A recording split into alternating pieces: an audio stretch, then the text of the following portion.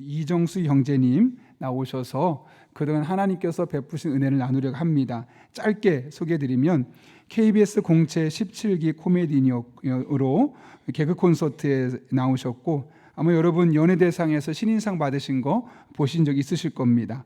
드라마에도 참여하셨고 최근에는 CBS 새롭게 하소서 MC를 하고 계시고 또 비영리 교육협동조합인 잘잘잘 대표로 섬기고 있습니다. 받은 바 은혜를 나눌 수 있도록 우리 나오실 때 크게 박수로 환영하시겠습니다. 네.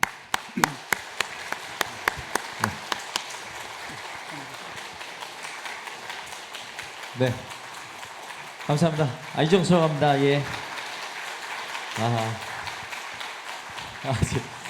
제가 사실 앞서 이렇게 막 되게 설명을 했는데 제가 그렇게 장황하게 설명할 만한 대단한 사람이 못 됩니다. 그래서 뭐 넌 직분이 뭐야 이렇게 물으시길래 전 그냥 형제 정도로 하시면 된다 이렇게 말씀드렸고요. 그리고 이제 원래는 여기서 이제 하는 것 같은데 감히 제가 여기 못 쓰겠어요. 그래가지고 뭐 무슨 마이크를 따로 달라고 했습니다. 그래서 이렇게 말씀드리는 거 이해해 주시고요. 제가 지금 제가 이렇게 귀한 자리에 이렇게 큰 교회에 이렇게 설 수 있어서 저 영광입니다. 솔직히 말씀드릴게요. 저는 이렇게 큰 교회에서 간증을 처음 해봅니다. 네, 전 간증 전문가가 아니에요. 네, 그리고 제 얘기를 들으시면 또 알겠지만 제 인생에 그렇게 곡절이 별로 없습니다.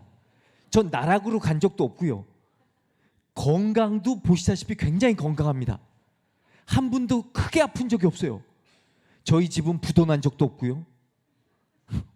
뭐 쫓겨다닌 적도 없습니다. 저희 부모님이 굉장히 약간 불화가 많으셔서 매일같이 싸우시는 부모님이셨고 그 집안에서 자라다 보니까 약간 마음속에 아직도 해소가 되지 않는 이 불안감이 남아 있는 건 대부분 그렇잖아요.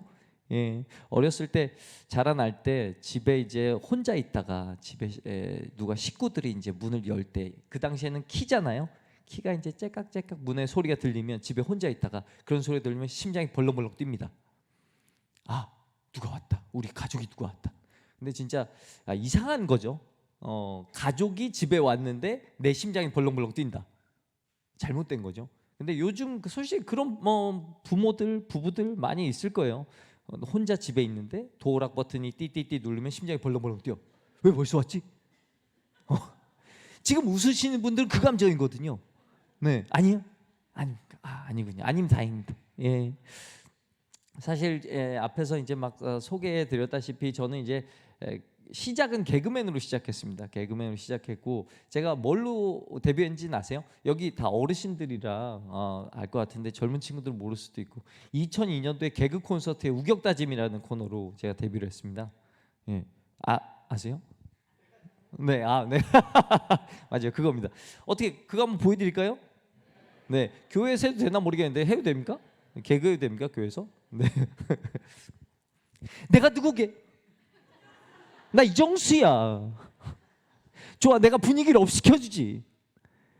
내가 내 방에서 축구 선수 메시가 나오는 동영상을 보고 있었지. 그때 엄마가 와서 그러는 거야. 뭐해? 그래서 내가 그랬지. 메시야. 그랬더니 엄마가 그러더라고. 7시 반. 웃기지? 웃기잖아. 내 개그는 책의 마지막 페이지야. 막장이지. 분위기 다운되면 다시 돌아온다. 네. 네. 이게 뭐랄까 좀 이상합니다.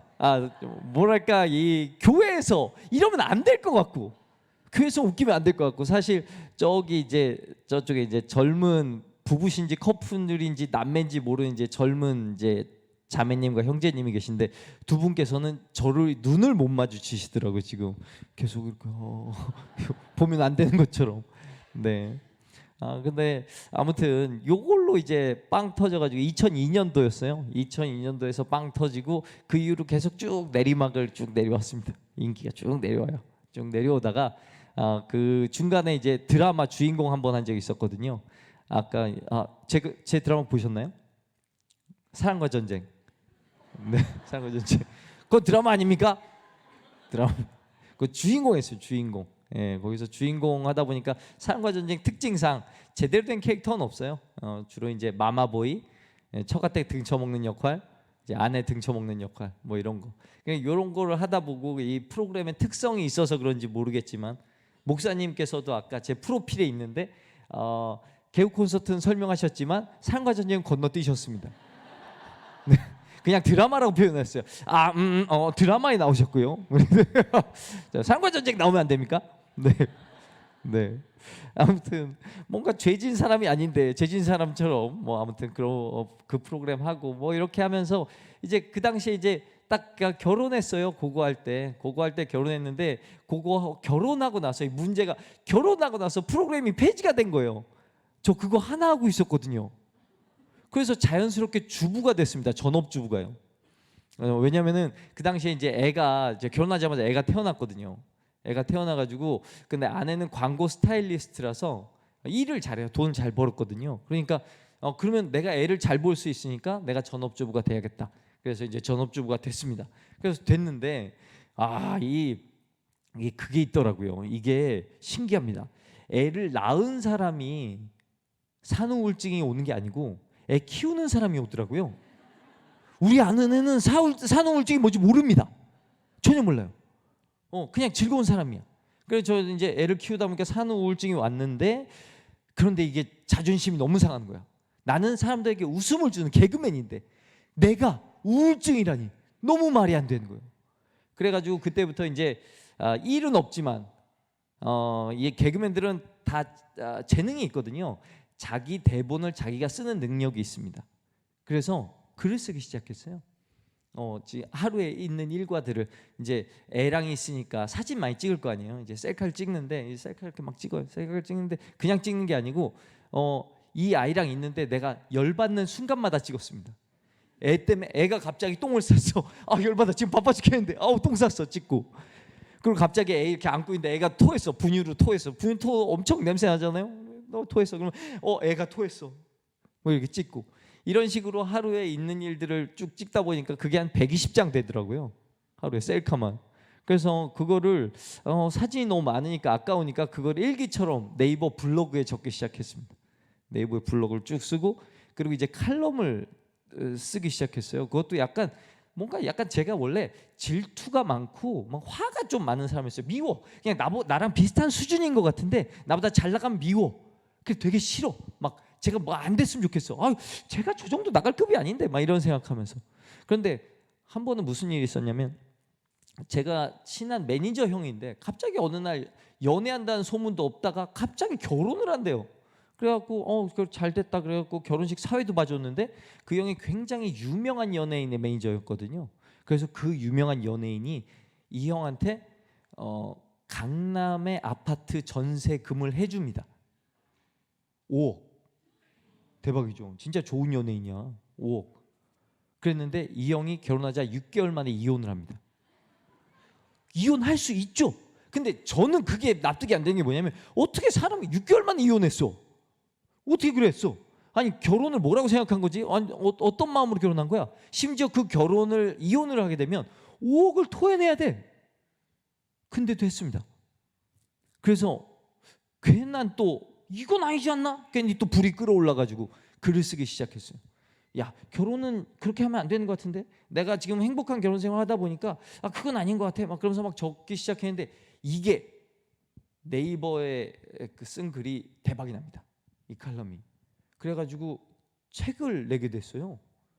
이게 글을 모아서 책을 내자 그래가지고 그래서 이제 첫 번째 책 결혼해도 좋아라는 책을 냈습니다. 근데 이게 참 신기하게 나는 결혼해도 진짜 좋아 이런 뜻의 책을 냈더니 사람들이 그 책을 읽을 때 결혼해도 좋아? 좋아? 뭐 이렇게 읽더라고요. 그런 뜻 아니었는데 약간 사람이 삐뚤어졌어. 그래서 이제 그런데 그걸 하고 나니까 강연이 들어오기 시작했습니다. 강의가 들어와서 이제 그때부터 수입이 생기기 시작한 거예요. 강연이 그러다가 정말 일생일대 진짜 말도 안 되는 진짜 기회가 왔습니다. 네이버에서요 전국의 200쌍의 부부들을 모셔놓고 부부 육아 토크 콘서트를 열어요. 200쌍을 모아놓고 엄청난 거죠. 근데 그때 패널이 3명이 모셔지는데 3명이 이렇게 딱 여기 이제 여기 200상 이렇게 앉아 있고 여기 네이버의 강당 이렇게 있는데 패널 3명 누가 앉았냐면 오은영 원장님,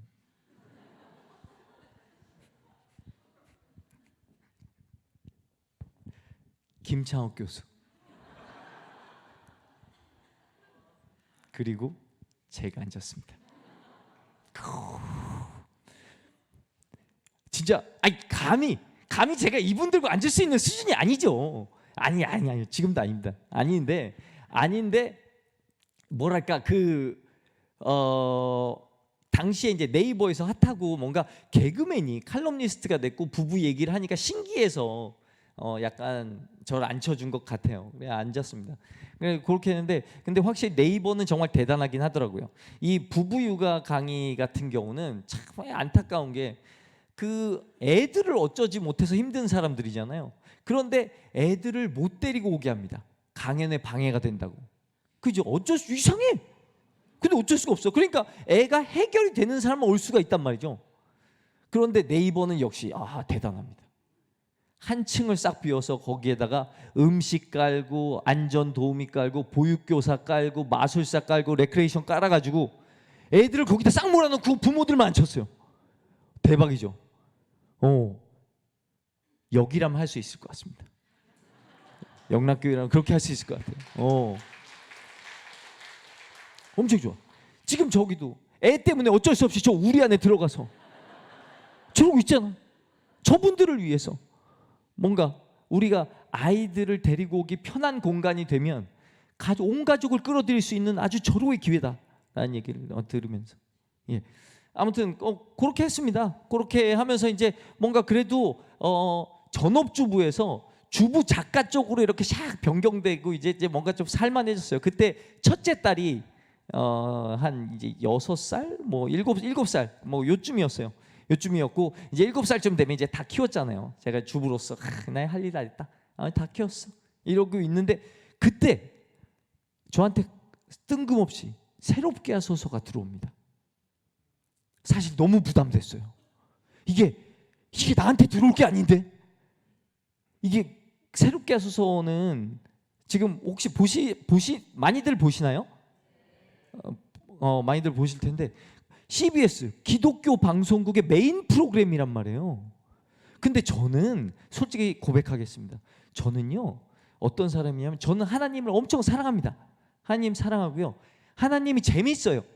그리고 하나님이 저를 사랑한다는 걸 충분히 알고 있고 완전히 99% 믿고 있습니다. 하지만 교회를 자주 나가진 않아요. 그랬더니 하나님이 하나님 진짜 엄청나신 분인 게 교회 잘 안 나가니까 저를 그냥 데려다 놨어요. 근데 저는 그냥 늘 새신자 같은 마음으로 하나님 믿고 있어요. 저는 하나님과의 관계가 저를 너무 사랑한다고 진짜 확신을 가지고 믿고 있습니다. 근데 그 정도의 사람이란 말이에요. 감히 여기 앉아 계신 이분들은 간부급이잖아요. 이분들과 저는 같은 동선에 놀 수 없는 저는 이만한 사람이란 말이에요. 진짜 겨자씨 같은 사람이에요. 그래서 약간 겨자 옷을 입고 왔습니다. 네, 그럼 겨자씨 같은 사람이에요.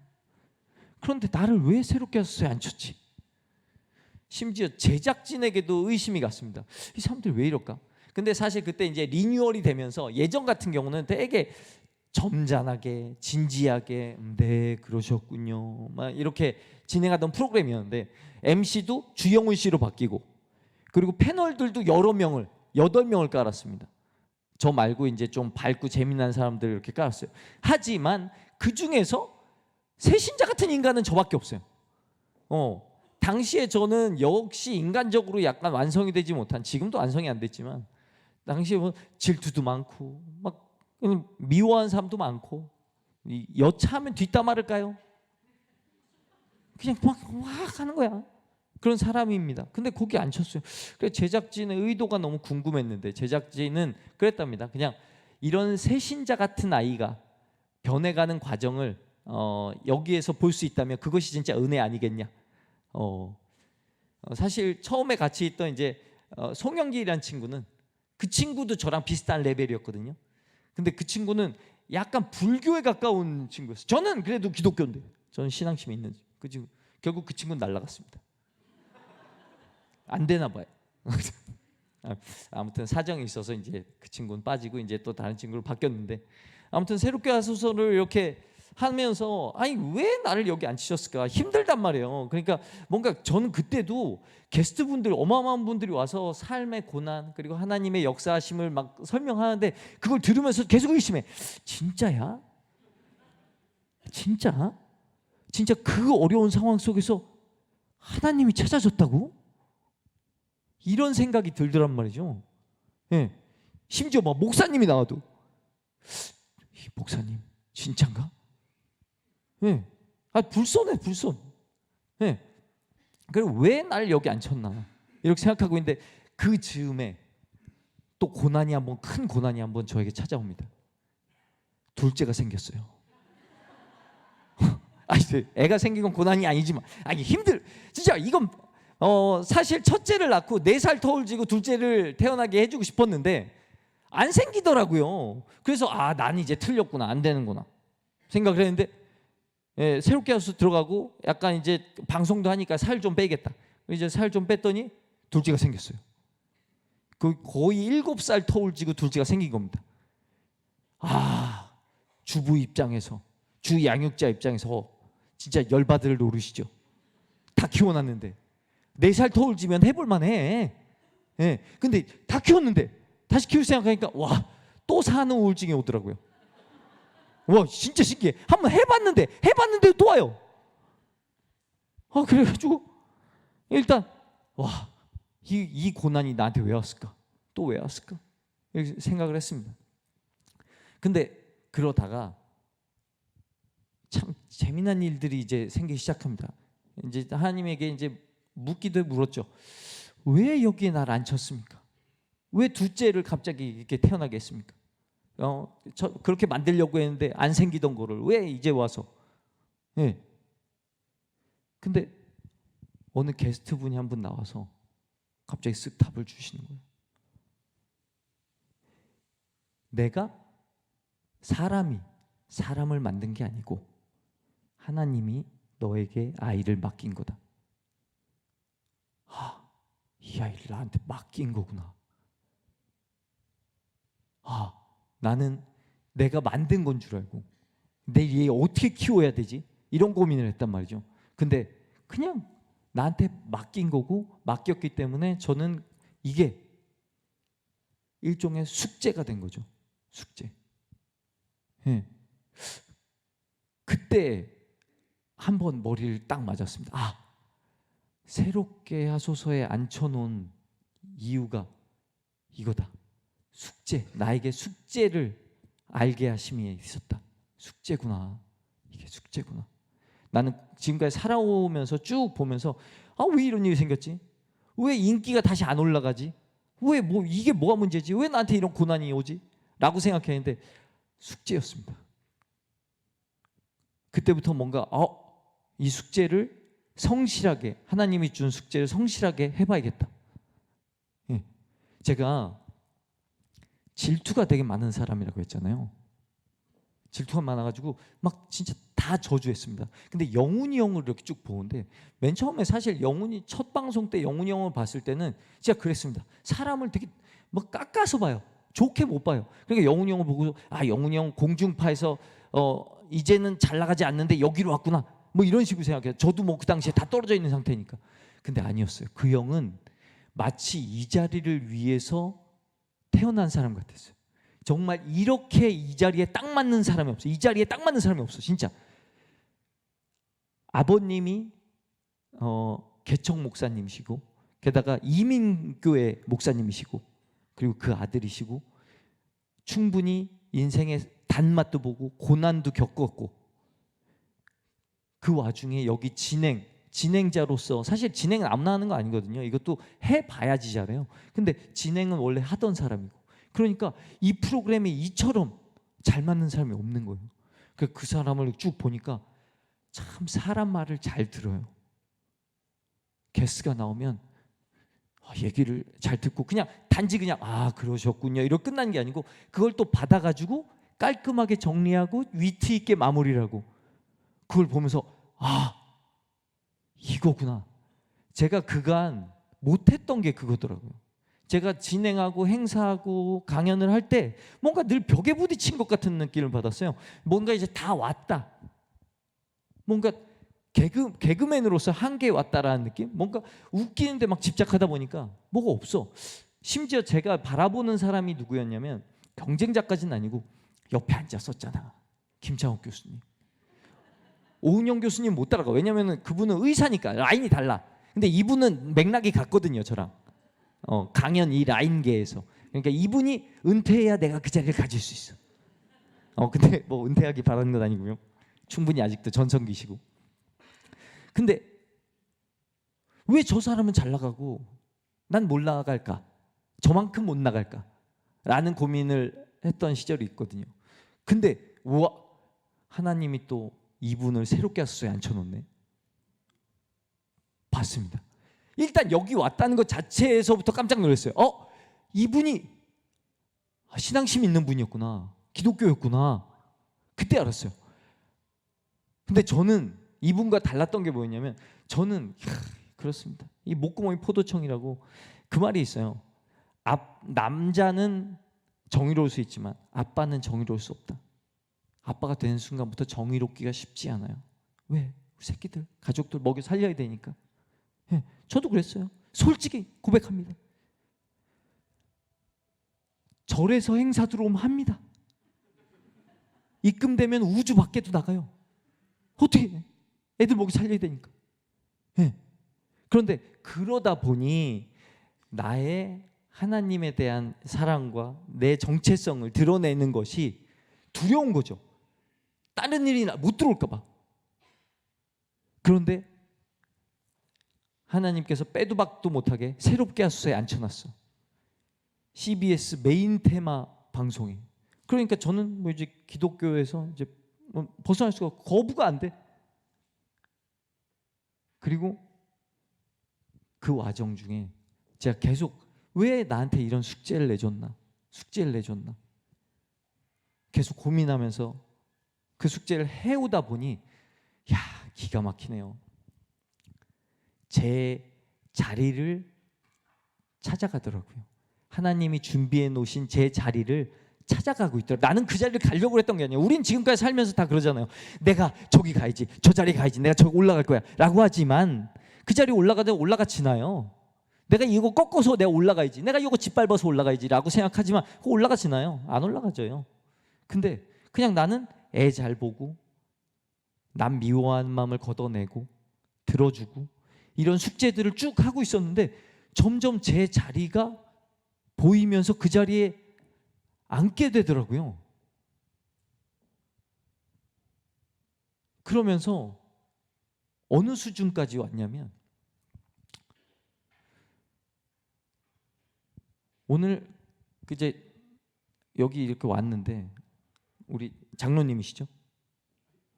안수 집사님, 네, 안수 집사님이신데 아까 저기 주차 봉사도 하고 계셨나요? 그렇죠. 정말 이런 거 해주신 분들 진짜 고마운 분들이거든요. 그리고 제가 정말 하나님의 사랑을 진짜 듬뿍 받고 제가 굉장히 그래서 운이 좋은 사람이라고 생각하거든요. 좀 뭐랄까 연예인들은 원래 한번 꼬꾸라지면 복구가 안 돼요. 근데 저는 완전히 전업주부에서 꼬꾸라졌다가 지금 굉장히 복구가 됐거든요. 심지어 우리 아내보다 제가 훨씬 잘 봅니다. 뭐 이걸로 꼭 그 척도를 얘기하고 싶진 않지만 그게 가장 쉬운 표현이라 훨씬 잘 봅니다. 근데 여전히 애도 제가 보고 있어요. 이게 안 바뀌어요. 한번 하고 나면. 아무튼 이게 이렇게 됐는데 이게 정말 하나님의 사랑과 진짜 운이 진짜 좋았다라고 생각하거든요. 그런데 제가 가진 운을 우리 안수 집사님에게 다 드리도록 하겠습니다. 진짜 다 드리겠습니다. 지금 어떤 고민과 어떤 숙제에 놓였는지 모르겠지만 더 잘 되실 겁니다. 감사합니다. 아멘. 다 가져가십시오. 네, 제 운을 다 드리겠습니다. 네. 지금은 이제 여러분이 웃으면서 보셨지만 전 진심으로 제 운을 드린 겁니다. 제 운을 드린 거고요. 그런데 저는 굉장히 질투가 많고 시기가 많고 누군가를 미워하는 마음이 강했던 사람입니다. 그런데 그런 인간이 누군가에게 자신의 운을 다 가져가라고 축복할 수 있는 마음이 됐어요. 그런데 여러분 솔직히 한번 생각해 볼까요? 여러분 가족이나 여러분 친구에게, 여러분 옆 사람에게 지금 이 멘트 할 수 있겠습니까? 너에게 내 운을 다 줄게. 진심으로 할 수 있을까요? 저는 하나님이 제게 주신 숙제를 했을 뿐인데 이렇게 마음이 단단해지더라고요. 저는 드려도 됩니다. 왜 또 주시니까요? 다 가져가셔도 됩니다. 여기 다 드릴게요. 네, 다 가져가세요. 네, 저 또 받을 수 있습니다. 네. 근데 이런 마음, 이렇게 단단해진 마음, 여러분이 지금 어느 고난에 있는지, 어떤 문제가 있는지, 고민이 있는지 모르겠지만 제가 보기엔 제 생각엔 하나님이 주신 숙제거든요. 근데 그 고난의 깊이가 깊으면 어쩌면 숙제를 안 한 것들이 너무 쌓여 있진 않았었나. 내가 원래 숙제는 하기 싫잖아요. 나중에 그게 쌓여 있진 않았었나 한번 생각하는 오늘이 되셨으면 좋겠습니다. 감사합니다.